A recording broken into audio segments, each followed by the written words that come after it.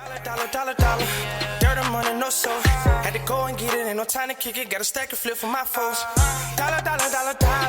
Please tell me you can hear me. Don't turn your back and don't neglect me. Just let me know if you need me.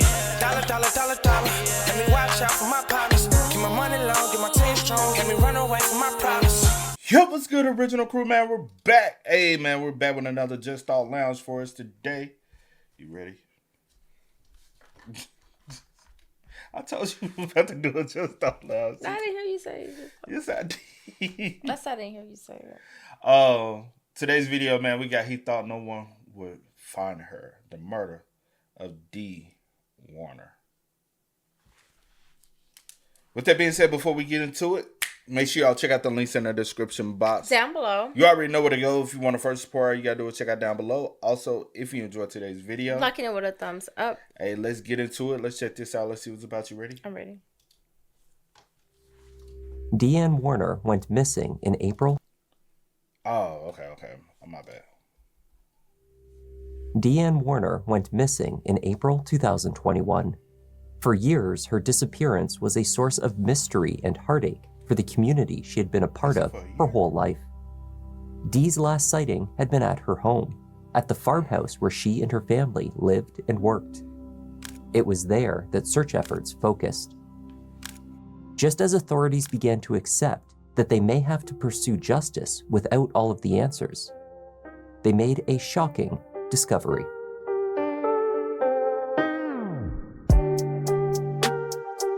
Hi there, I'm Kevin and welcome to Just Thought Lounge. Today's case has been years in the making. It's a fascinating one that begins with nothing but suspicion and clever deduction, then builds piece after piece before finally reaching an undeniable conclusion. Let's take a look.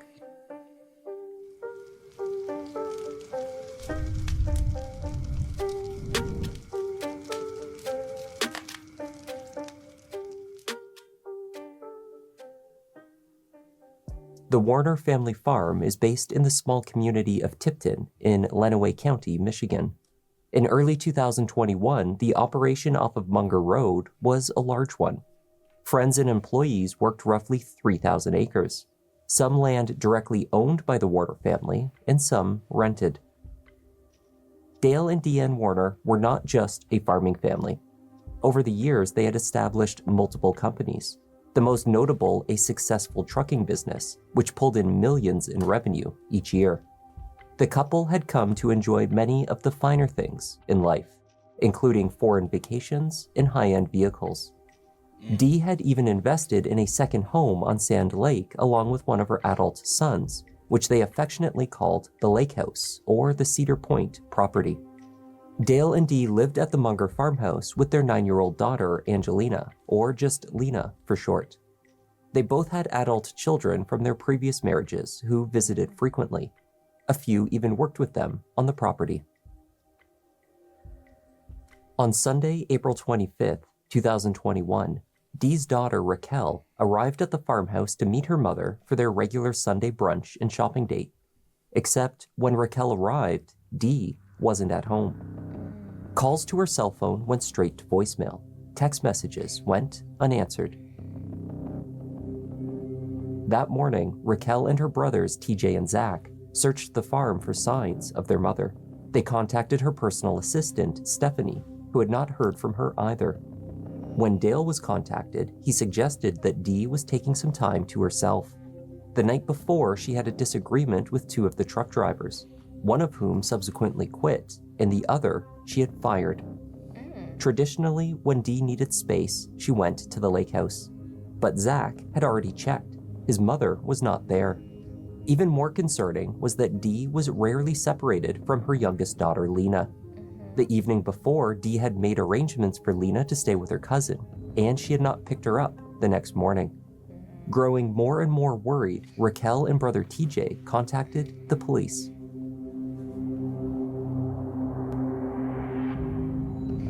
It was a Lenawee County Sheriff's deputy who arrived at the property to speak with Dale. As far as it could be ascertained at that point, the 53-year-old farmer was the last person to see or speak with Dee. Are you Dale? Excellent. Alright, so I hear your wife is missing? Well, I don't know if she's missing or if she just left, so. Okay. She had an altercation with one of our employees, two of them. I came home last night and she was really upset. She was talking a lot of bad things as far as employees. One employee decided to quit. Dale further explained how he came to discover that many of Dee's personal items were missing. These included her wallet, cell phone, makeup, and what he called her go bag, a pre-packed bag that she kept ready to leave for overnight stays. Stephanie called me and said Raquel called her, she can't find her mom. And I said, well, she's at the house, she's in there laying on the couch. Excuse me, so she couldn't find her, and then I called Raquel, and I says, your mom's not there? She was just there, when I was there an hour or two ago. She said, no, she's not here. I says, well, I'll be done spraying here shortly, and I'll be back. So about, half an hour, 45 minutes later, I got back here, and I went in the house, and she was gone. And I walked. Man, you ain't showing no sense of urgency, bro. Your wife is missing. Her kids are showing sense of urgency. They can't get in contact with their mother. They're concerned. I got some spray I got to do up here. Then I'll be 45 minutes. Motherfucker, your wife is missing. The kids shouldn't be the only ones showing sense of urgency. Right? Then on top of that, nigga, give the names. Who did she fire? Who did she have an issue with? Because now, if that's true, there's possible suspects. You know what I'm saying? Mm-hmm. There's plenty of people who get fired, frustrated, or quit a job, pissed off, might come looking for the owner, manager, whatever, the supervisor, boss, whatever. That happens. Yeah. Man, you too nonchalant. Around in the house, one in the bathroom, while her hair curler's gone, her hair drier's gone, her makeup bag's gone. Is this normal for her to just pack up all that just randomly, not tell you where she's going, not tell nobody where she's going? Now, I know they said it is normal for her to, what they say? Go to the lake house. When she needs, but I'm sure she be in communication with. She's not there. Has she called you? Have you tried to check on her? Did you make sure, if that's where you feel like she went, did you make sure that she made it safely? Like, nothing? And I had no type of communication? And I'm sure she would have, because she had plans with her daughter. So you telling me you left, she was laying on the couch, she didn't, inform, hey, I'm on, nothing? Nope, nothing. She just now gone all of a sudden. Yeah, okay. Or did I get that wrong? Reason why the daughter showed up. Didn't they have plans already? They had plans to go to brunch. So once she had contacted her, she just went. Yes. And she has a go bag packed all the time. I mean, this is the first time she's left. Usually she takes off and goes to her son's house and stays for a day or so. Pentecost. Yeah, he comes back. Yeah. Usually she gets all pissed off, takes off, and goes over there for a day. This time the difference is she ain't missing anyone. Right. It was unclear how Dee may have left the property. The Cadillac, which she usually drove, was still in the garage. The second vehicle, a Hummer, was parked at the office building, a short distance from the house. Come on, bro. In the office, resting on the top of his desk, Dale came across one item that Dee had left behind, her $50,000 wedding ring. Somewhere. Okay. Do you know of anybody who... I don't. They call everybody that, like I said, I figured she was a Zach with her for son. Right. $50,000? Yes, babe. $50,000 wedding ring. Because even that, she left with all that. Even if she wanted to run off and didn't want to... Man, just say if all that was possible, right? And she run... That's enough money to pawn that off. And have a good starter money, $50,000 if it's valued at that, right? But what I'm not getting is, why would she pack up, leave her wedding ring behind, not tell anyone anything, not even her kids? I'm just saying, because she had an argument with employees, not True. you. True. Employees. Why I'm gonna just. Okay, I'm just giving up on the marriage, giving up on everything. I'm sick of all of this, and I'm sick of everything. I'm pretty sure y'all have had many employees that y'all have hired and fired before and had to let go. True. So even if she that stressed out, she just. I'm just going to take a breather. I probably, like I need like some time to myself, not as far as like leaving the house, but just like but y'all run a business. So sometimes, that's part of the business. That's part of what you signed up for, is having to deal with, whatever. But I just don't feel like she would have not communicated that with her daughter, especially since they had plans. Even the 9-year-old. And she's a 9-year-old child. I'm pretty like he said, glued to her hip. You know what I'm saying? Mm-hmm. Where is she? Oh, she didn't pick her up. She left her with a friend. Was it a friend? I think something like that. A family member. Something yeah, like that. and I can't. Yeah, 100%. But yeah.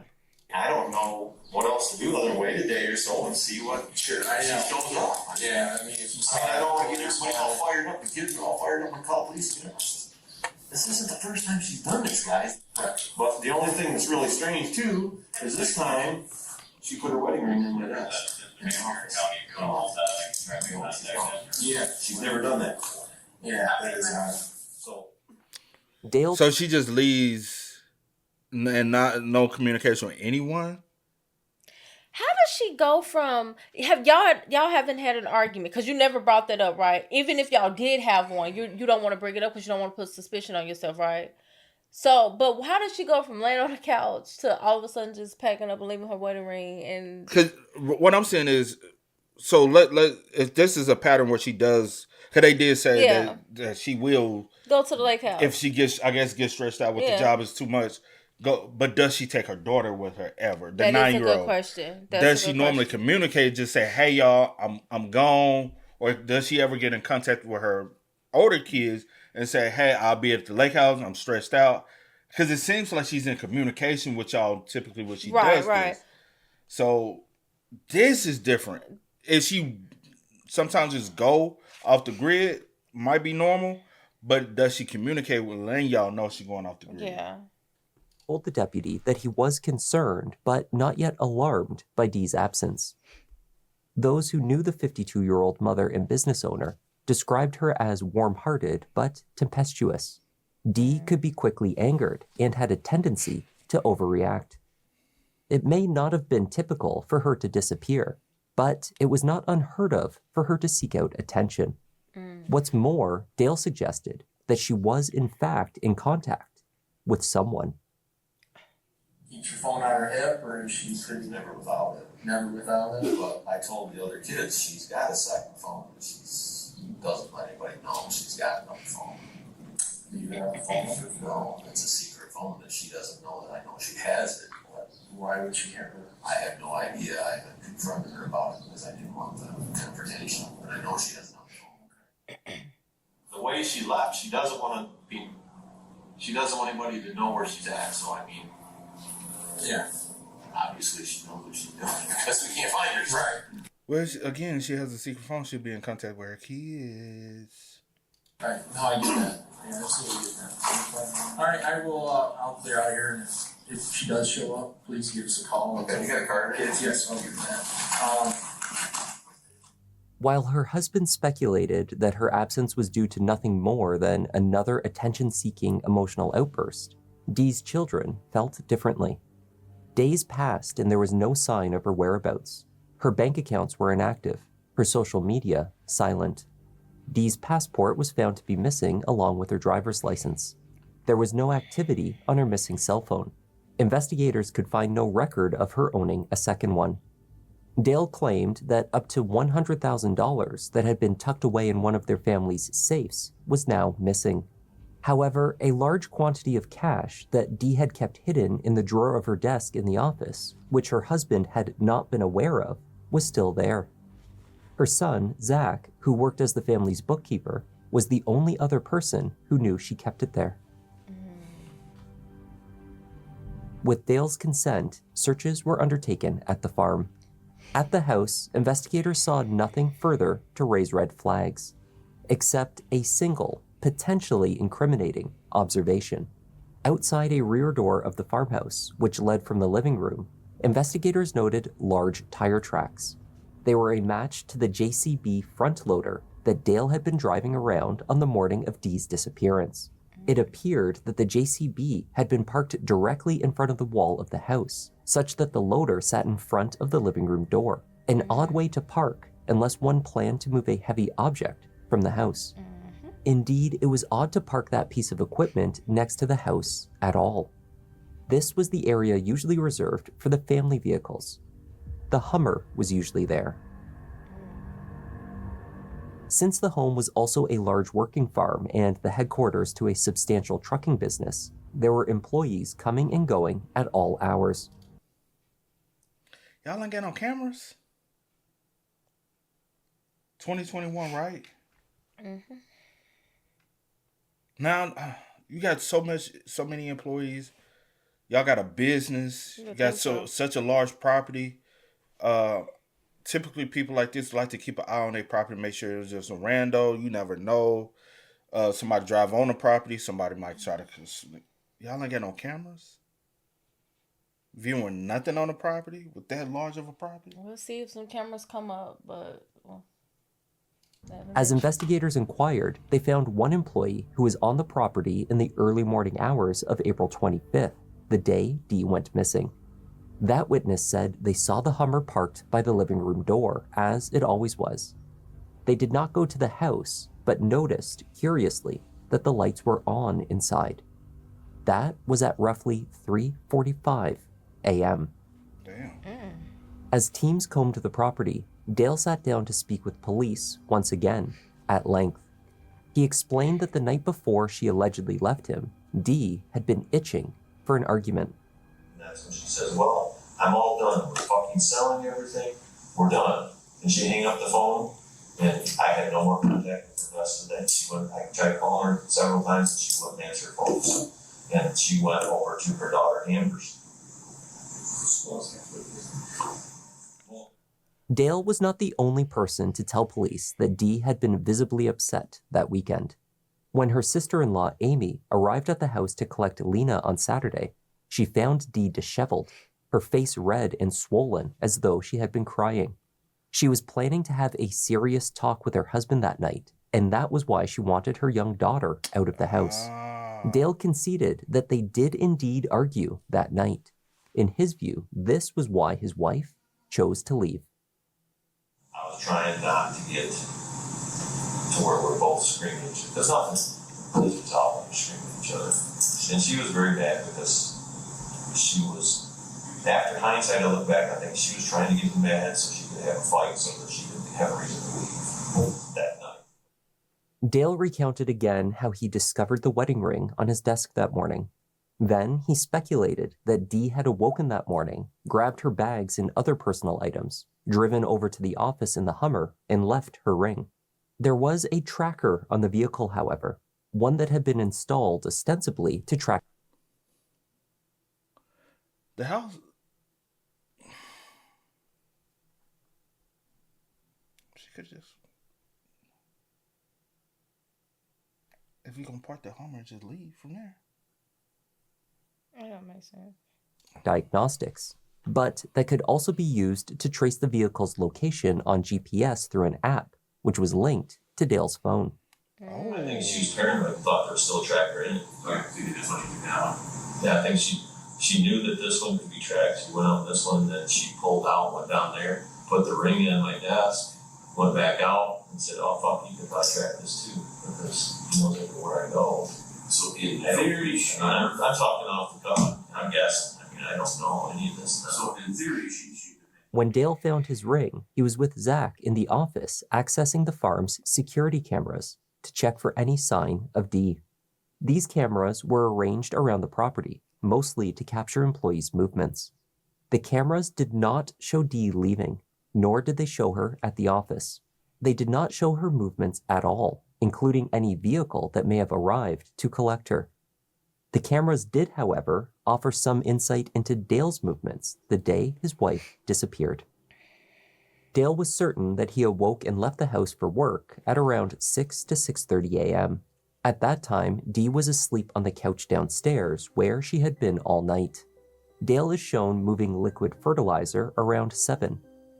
He used the JCB front loader to move the fertilizer, taking a couple of trips from one outbuilding to another area.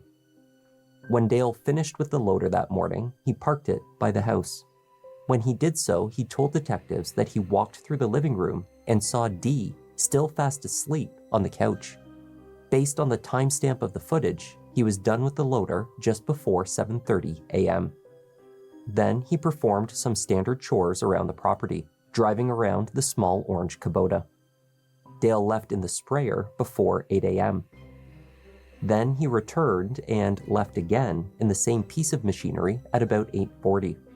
He was spraying a field a short drive away when Raquel arrived at the house to meet her mother. According to his version of events, Dale first became aware that his wife was missing at around 9:30 or even 10, when a call from Stephanie, Dee's assistant, informed him that Dee's children were gathering at the house because no one could reach her.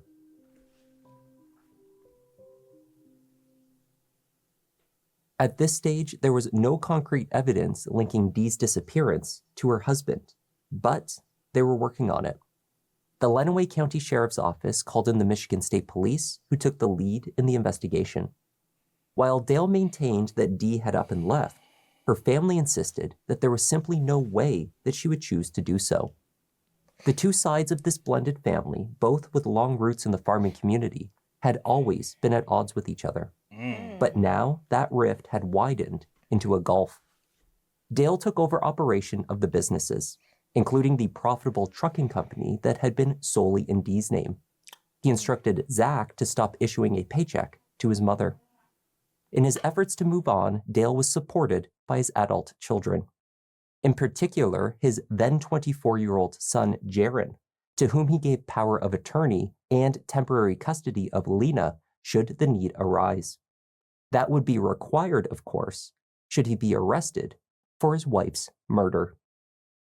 Obviously, as time goes on, we are more and more concerned about her safety as obviously Mother's Day passed and she was not around and didn't make contact with anybody. Well, I think they're lying, 100%.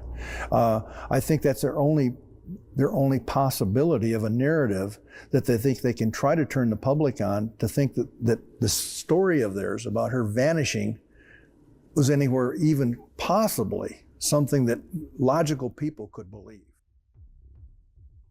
In October 2021, further extensive searches took place at the Munger farm under the supervision of the MSP and with the assistance of federal agencies, including the FBI.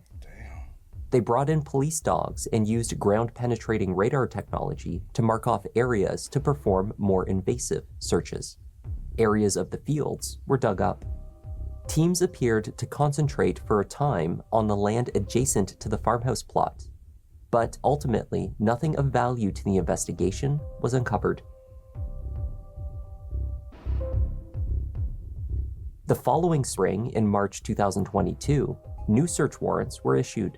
This time, they came alongside the announcement of an award offered by Dee's brother, Greg Hardy, $50,000 for any information that led to his sister's location.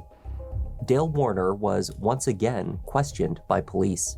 He began by implying that Dee's children were the ones acting suspiciously. This is weirder than weird to me. Dee's been gone an hour to 2 hours. And the kids are here all in pain, and she's left countless times. This is weird. And then Zach's in the office going through the security cameras, trying to figure out where's Mom's at. He wasn't going through the security cameras. He was deleting shit off the cameras because he picked his mom up and he wanted no trackers. So. Well, motherfucker, they was seeing from the security camera footage whether or not anything was deleted. Man, sometimes y'all be trying to play people like they dumb, like they're a fool or whatever. When the biggest fool in the building is you. MSP investigators seemed to disregard Dale's speculation against his stepchildren. They believed they had caught him in a lie, a big one. So, once again, they went through his timeline from the morning of April 25th. Dale said that when he parked the JCB front loader at the house around 7:30 a.m., Dee had been inside sleeping. It was clear where the loader had been parked. He was viewed driving up at that time on camera. Witnesses saw it there. Tire tracks had been visible. Dale himself stated that that is where he had placed it. It was also well established that this was the exact location where the Hummer had sat for days until it was moved that morning. During the interview in his kitchen, Dale stated that he believed it was Dee that had driven the Hummer to the office, where she dropped her wedding ring on his desk before leaving. But if Dee was the one who moved the Hummer, how could she have been on the couch, still sleeping, when he parked in its vacated space? Right. If the Hummer had been moved at that time, which it had, Dee must have already left, Right. or not been the person who drove it to the office. Okay. And what did you see in the house when you could run back in there? Didn't see anything in the house. He was still sleeping. Okay, she's still asleep. And at this point, this seems like a silly question. Was anyone else on the property or in the house? Not that I'm aware of. Okay. And she's still got about 6:30. That was my next question. How long had it been? Okay. So that morning, maybe close 6:37. I mean, Okay. Get that. Yeah. And where was the JCB park? JCB's inside the barn here. Okay. And you said you pulled up to the house. Can you show me? We pulled out here, pulled around this way, pulled up over here. Want to grab what I need in the house, go back out, went back down through, and out here, put stuff out of the barn. Moved over here. Okay. Can I write some notes on here with you? Is that okay? Yes, I will. Dale was presented with an aerial image of the property. He placed an X on the spot where he pulled in the loader, then went inside and claimed to have seen Dee still fast asleep. The cameras had also revealed that the Hummer was moved from the spot by an unnecessarily longer route around the house than the more direct one between the house and the office. Camera. They revealed this by not capturing the Hummer move at all. Whoever drove it had avoided the cameras entirely. Yeah. That's what I've been asking. It was not only Dale's movements that betrayed him. Investigators had also analyzed his phone and vehicle data. They knew that Dale had attempted to access the camera system through an app on his phone that morning before 9 a.m. and before receiving the call from Stephanie that Dee was missing. I never accessed them in the office. I didn't have the code to get into it. Yeah, when you did access the cameras, what were you looking for? I know it's a silly question, but I was looking to see, what was going on in that home and where everything moved to. I didn't look at anything other than when Zach was there because they had me locked out. I couldn't get into it. okay. Well, there's actually no doubt that's cameras that morning. I'm just asking you what you were looking for. It's a silly. We're trying to read the sheriff's department, so we just need you to explain everything as silly as it sounds, I mean, they were looking to see what cars were by would pick me up. Okay, and that's what you did when you accessed them? I didn't access them. Zach already had them on the screen. We promised to be honest with each other. I did look. Just listen, there's absolutely no doubt you access the cameras. If you were just looking for your wife, then just say you're just looking for your wife. That already I was sounds. looking for my wife, but I didn't access the security cameras that morning. You have access to them on your phone, correct? Yes, if it'll work, and it would not work. Okay, so when you tried to access the cameras, what were you doing? I was looking to see who was in the office, if he was on the cameras. Okay, so you're just looking for Dee. That's all I was trying to get to. Yeah, Looking for Dee. See where she's at, but I already figured she's at Zach's house, but. Okay. And that's specifically from your phone, that's what you're attempting to do, right? Right. Okay, and is that... Investigators also found that Dale had accessed the doors to the Cadillac, the vehicle Dee always drove, 8 minutes after he parked the loader and left the house. Stephanie called you to ask where Dee was. I was thinking it was around 9 o'clock or 9:30. Okay, and then, until that point, as far as you knew, she was at home, right? Okay. So I think I texted her, telling her about spring so that she knew where I was at. Okay, but until then, things don't normally different, right? Essentially, okay. So yeah, why did you access the Cadillac that morning? What did you run the Cadillac for in the garage? Access the Cadillac for. Think of a lot. Trying to think of a I lot. don't remember anything in the Cadillac that morning.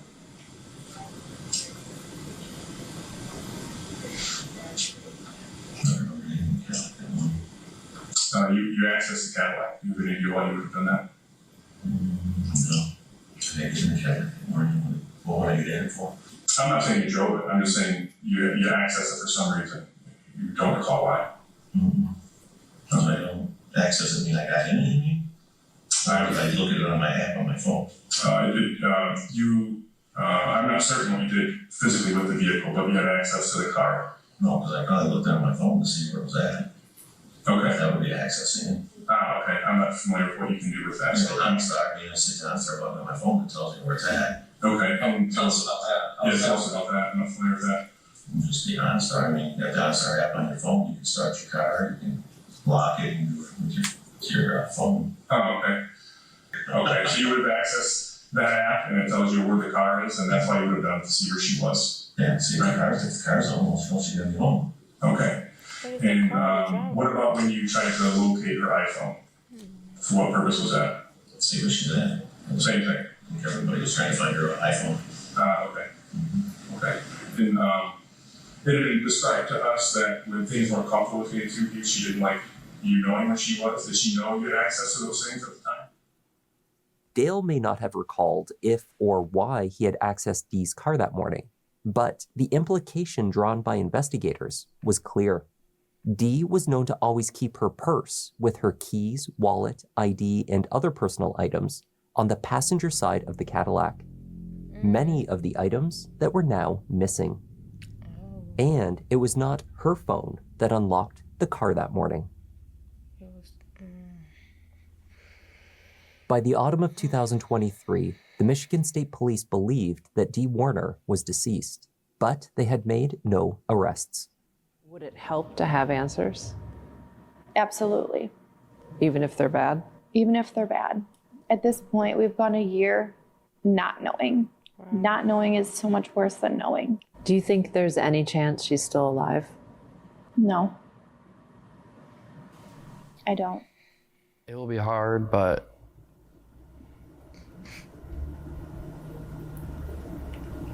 she's still with me, so I'll be okay. The family petitioned to have Dee declared officially dead, though that process would take some time. If successful, this declaration would allow them to take back control of Dee's estate and file a wrongful death suit against Dale Warner. Before this could take place, however, Dale started selling off assets.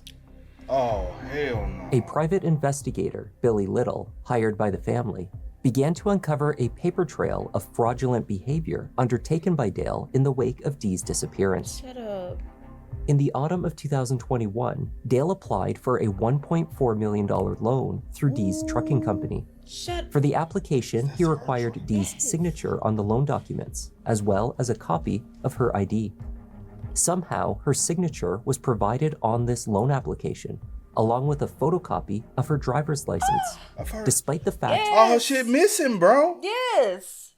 If her ID is missing, how But somehow it appears to be able to be on this. I know you can, the forging, that's possible, but the ID part. Come on, bro. Because you know where her stuff was this whole time. Yeah, because so my thing is Dee really the breadwinner? You get what I'm saying? Because I'm talking about like, yeah, I know. Because it'd be also a financial motive. Because if she want to leave you, I feel you. Then you take the risk of losing her life. Application, along with a photocopy of her driver's license, despite the fact that her wallet, including her ID, was never located. Then, when the last of the loan payments were received to the business in March 2022, Dale lent himself the full amount, converting almost $1 million for his personal use. Wow. In September 2023, Dale Warner was found guilty of contempt of court for ignoring a previous ruling freezing Dee's estate. Judge Sala found Dale Warner in contempt of court, stating he intentionally and deliberately sold his wife's assets after being instructed by the court not to. She marked several examples of Dale's contempt, the most egregious being the selling of Dee's trucking company, which was the most profitable portion of her estate.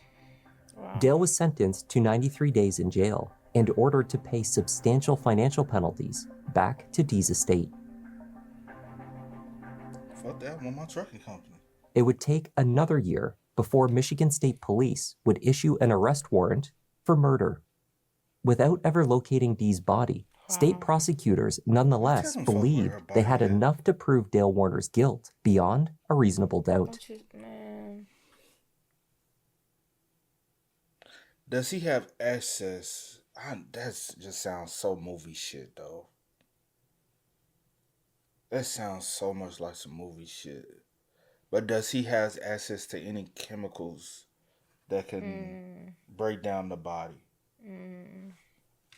You get what I'm saying? Where it would be untraceable, to be real. Because he knows, bro. And if they are tearing that land up like that and not able to find her, she's I don't know. That is so fucked up, bro. In response, Dale's lawyers continued to argue that Dee had simply run off to start a new life. No. Easy ways to get identification from the internet, from resources overseas. You can get identification. You can even get a different identity. It's possible today, I guess, to even get a new social security number. The next step to get Dale to trial was proving that there was probable cause for the indictment. In Michigan, this meant holding an extensive hearing in front of a judge. Dale's team argued that there was zero physical evidence that Dale had committed murder. Indeed, because there was no body, there was no physical evidence that Dee was even dead. There is no body. There are no body parts. There's no decomposition, massive pool of blood. Whether Ms. Warner is dead is something that the government needs to prove, not just submit a death certificate and checkmark that box off.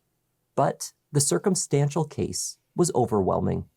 In addition to what Billy Little had uncovered of Dale's alleged financial motive, there was also an abundance of evidence suggesting a history of abuse in the relationship. I was waiting for that. Family, friends, and employees of the couple testified that the marriage was toxic.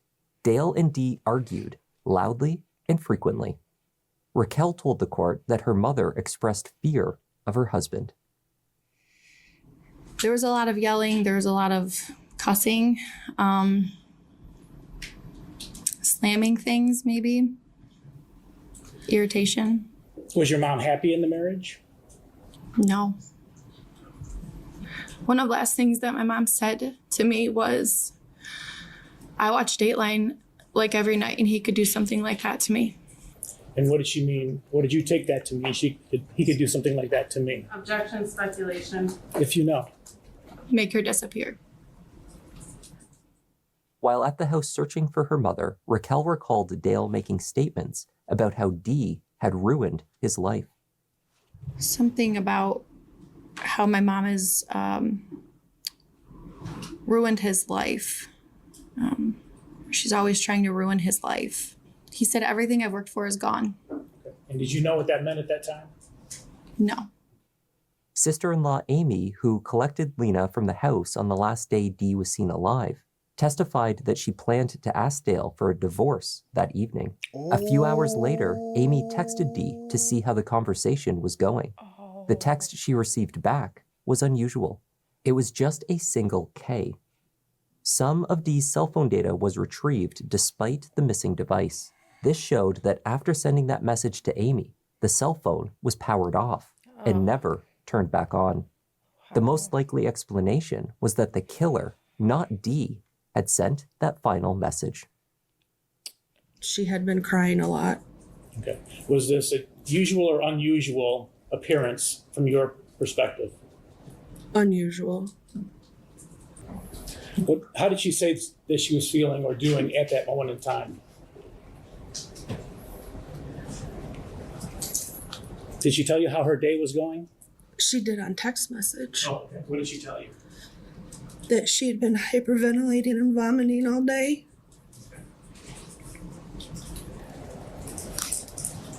Did she tell you why she wanted you to pick Lena up? She said that her and Dale were going to have a talk. Did she say what her plan was in regards to this talk with Dale?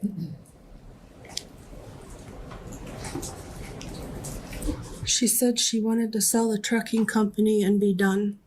Okay. Be done with what? the marriage.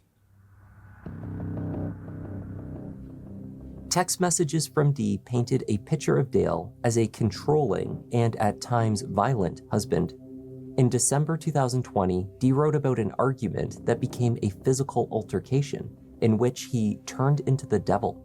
She texted, "I literally thought he could kill me." Her massage therapist testified that she saw bruises on Dee on 2 occasions, one of which was tied to the same incident she texted another friend about. Dee told family that she stayed in the marriage in part because of her daughter. Some speculated that she was reluctant to divorce for a second time. Still, others close to her believed that despite Dee's strong personality, she had fallen victim to the abuse cycle, and she believed at some point it would get better. But by all accounts, in April 2021, Dee was reaching the end of the line. Her messages showed her threatening to leave Dale if he did not cease his controlling behavior.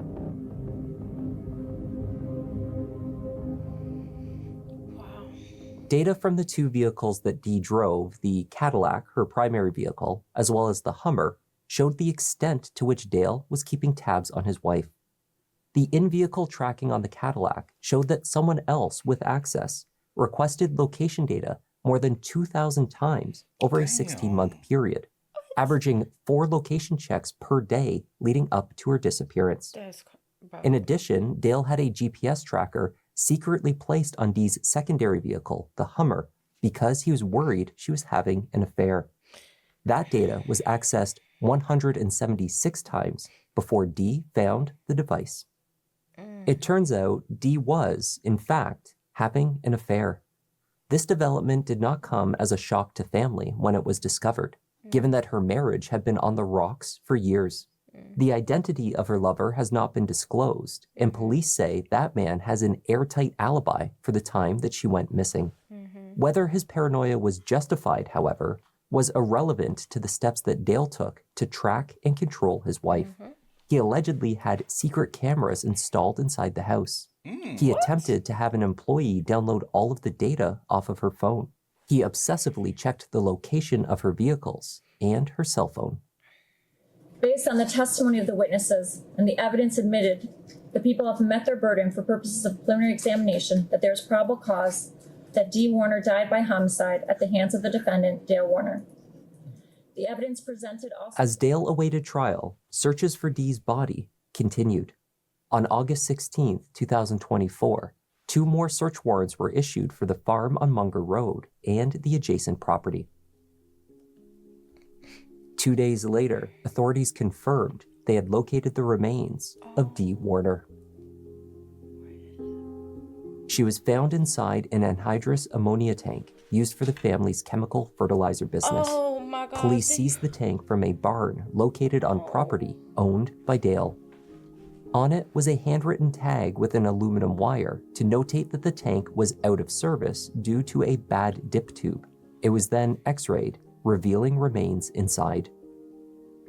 The tank had been spotted near to a trash pile next to a barn 2 days after Dee's disappearance. Witnesses reported seeing Dale mending and then painting it over this period of time. According to surveillance video and officers' observations, the tank was relocated after 2 days. On it, they found a non-manufactured weld, meaning it showed signs of being manually welded shut. These are the type of tanks they are. And if you'll notice, there's a seam right here. Okay? And that appears to be where the seam was cut. And then this cap taken off.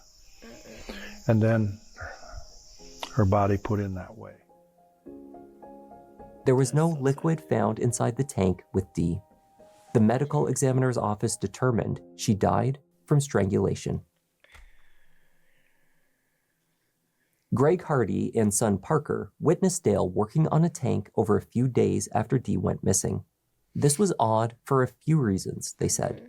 The first, because it was not logical to spend time repairing rusted out tanks. Commonly, they would simply be replaced. Second, they did not believe that Dale had the welding skills required to properly repair it. My father and I were the ones that originally saw him about 2 days after, working on that very tank. And it was always a weird thought to me on why he was doing that. We questioned him. We've been talking as a family that she wasn't in that tank when I was there. She was in that tank when my dad was there the next day. And he remembers the look on his face. I mean, he had not slept all night. There's no doubt he had been up all night working, which it takes a lot of work to remove that cap, place her in there, get her from wherever he had her at, place her in there, weld the tank back up, and begin painting it. He wanted to get painted far enough where you couldn't see the new welds. After you got past that, he was home free because people would just think, oh, he's just working on a tank. It's taking him a long time. He didn't want anybody to see that he'd been welding on it. There would never be a reason to weld on a tank. You get rid of it if there was something wrong. But it was all these years, it's always been in the back of our head, what if my mom actually always said, could he cut that tank open and put her in it and weld it back up? And I'm like, that's a lot of work. He's not that good of a welder. Dale Warner may not have been a great welder. His son Jaron, however, was rumored to be. In March 2024, Jaron Warner, now 26 years old and Lena's temporary guardian, was charged with tampering with evidence and being an accessory to murder after the fact. Is Lena here with you? No. Okay. We got a warrant for your arrest, buddy. Put your hands behind your back. Are you serious? Yep. Thank motherfucking God. Finally, somebody's getting charged with accessory, bro. I be wanting that shit to happen. Let's see if it's gonna stick. True. But at least thank God somebody finally gets hit with accessory after the fact. Because you know how many joints we see? And I'm like, bro, I know they had help. Yeah. I know they had help. And he's still on the farm. Because not only does it benefit your dad, it benefits you as well. And that's the reason why he was signing everything into your name. Because if I go down, you can still be straight millionaire. Wow. Are you serious right now? Dad. I'll explain everything to you. Just give us a minute, okay? There were no publicly released statements detailing the evidence against Jaron. There was only speculation that Dale must have had assistance in hiding Dee's body and disposing of her personal belongings. It might not stick, but... Jaron, your warrant is for accessory after the fact of a homicide and for tampering with evidence. What's that, buddy? I'm not sure what that means, I guess. So essentially, you took actions after the homicide that assisted in the cover-up. You now know and should have known, likely, that it was after a crime occurred. I've been truthful with you. Your dad has put you in really shitty spots throughout this, and unfortunately, you continue to let him to do that. And it's not a position I envy you for, that's for sure. But those are the cards you were dealt. But again, short of begging you, I've done everything I could for you to talk to me and explain this part of the story. And unfortunately, you didn't want to do that. And like you said earlier, why the fuck would you... This is your daughter. Wouldn't it make sense for her sister to take her in, another woman, to raise her? But you're going to say, hey, I want my son to raise her, not Dee's daughter, which would make way more sense. And she has 2 daughters that you could have left her with that he spoke of. You got Raquel and you got Amber, if I'm not mistaken. Yeah, he did say Amber. Yeah, true. So that makes way more sense. Unless D, the only way that made sense is D didn't have kids. But keep in mind the turmoil with the 2 families. Yeah, and so you definitely going to make sure that you try to keep Lena away from D's side of the family or whatever, because you've been spiteful. You done took her life. You're going to be spiteful. You're going to be petty. You're going to do whatever you can. You don't want no access to her maternal side. Yeah. In May 2025, the prosecutor's office, having never detailed how exactly they believed Jaron had been involved, dropped the charges against him. They stated only that a witness could not be located, but should that individual be found, they could refile the charges. Before the discovery of these remains, So they would probably need like a witness as far as like maybe one of the workers saying, yeah, we seen Jaron working welding on the tank or whatever. Or Or he fuck up and slip up and say anything to anybody. Yeah. Whatever. That'd be the only They way. just need somebody to put him right there and weld in on it. Because I was like, it's probably not going to stick because they don't have concrete evidence. But they can still put them charges on his ass. But yeah. All they got to do is say, because he is a welder. Yeah. It was welded shut. It probably was a rush job. Because you could have still rushed to say, I could do the best I can. I could rush it, though. The charges. Before the discovery of Dee's remains, Dale Warner's trial for first-degree murder had been scheduled to commence in September 2025. However, court records now show that it has been pushed to a start date of January 27th, 2026. Dee Warner's family have filed a wrongful death lawsuit in the amount of $100 million against Dale. It's unclear how much her estate is actually worth, certainly not that amount. Nor is it clear how much Dale has already siphoned off of it. Since her body has been found, the family has been offered some closure.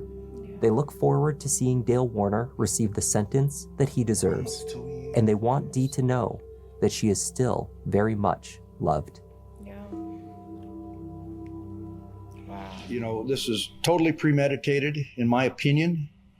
To kill your wife, entomb her in a steel tube, to attempt to hide her forever from not only the public and her other, but maybe from some of his family members who may or may not have knowledge. That's insane. I mean, that's a huge, very, very evil person to do that. I mean, you obviously have no remorse if you can do that. So I think it'll be a pretty strong trial, and I can't wait. We'd certainly like to tell her we love her very much.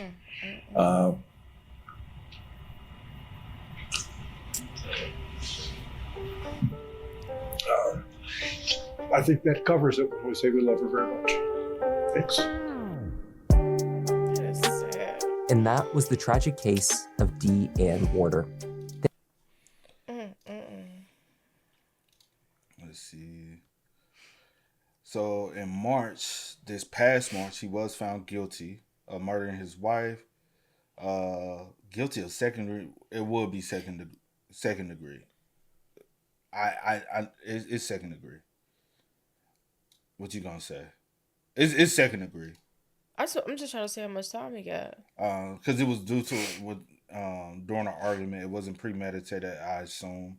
Because she arranged for the child that she said she was gonna have a conversation with him. So I'm assuming during the conversation things escalated and boom, second degree murder, right? Let's see. She was 52 at the time. Yeah, she was 52. And he was 53 at the time.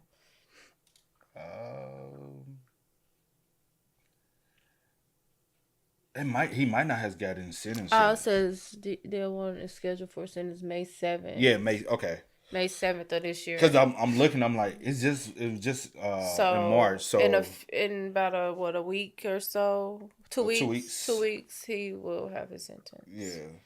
Yeah, because I was looking, I was like, he might not have gotten his sentencing yet. Wow.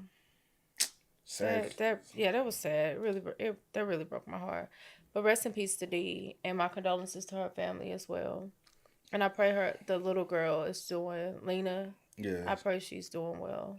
And I really wish her maternal side Most gains definitely. custody. Most definitely.